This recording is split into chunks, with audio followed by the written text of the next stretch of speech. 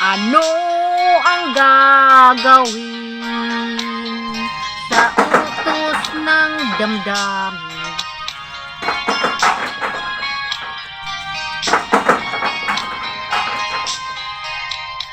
Kain muna ako at mayroong mga exhibition na magaganap ngayon. May chicharon. Yan. Wow, galing sa kapitbahay at kaunti lang na kanin. Tama na yan kasi dapat tipid-tipid tayo sa araw na ito. Kan muna. Para sa pananghalian. Ayan. Sabi ko sa inyo ang pagkain ko ngayong tanghali ay saging. Pero may dumating na grasya. Kaya, bakit hindi natin ito pagbigyan?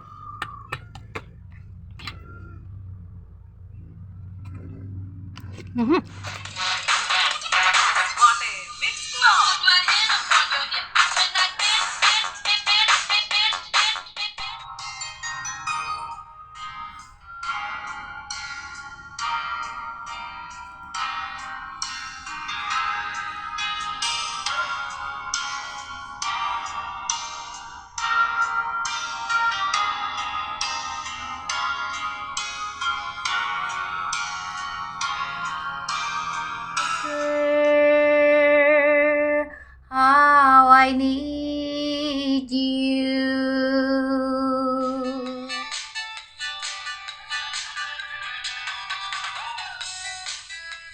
Sadyang ayaw mo na, sana ngayon'y lumigaya ka. Sabi mo, mahal mo ako. Nasaan na ang pangako? Ako lang mahal mo. Nasaan na ang pangako? At bigla kang lumayo. Nabis na umibig sa'yo, hanggang kailan magtitiis? Ilihin ang pag-ibig mo. Ano ang gagawin sa utos ng damdamin?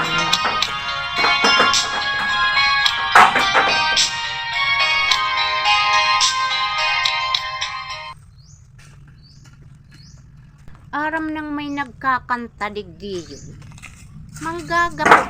Siguro naiinggit sa boses ko talaga.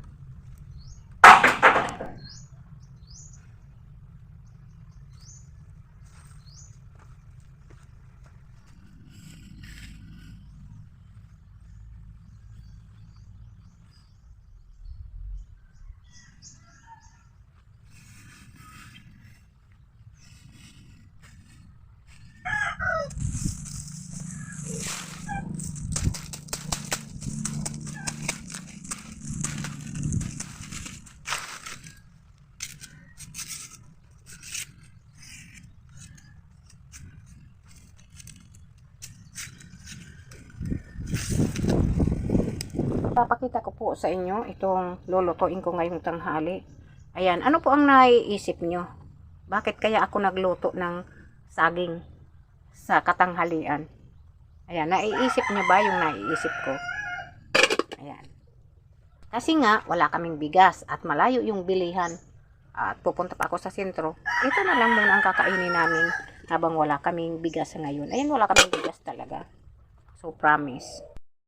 Masama ba kumain ng saging sa pananghalian? Yan.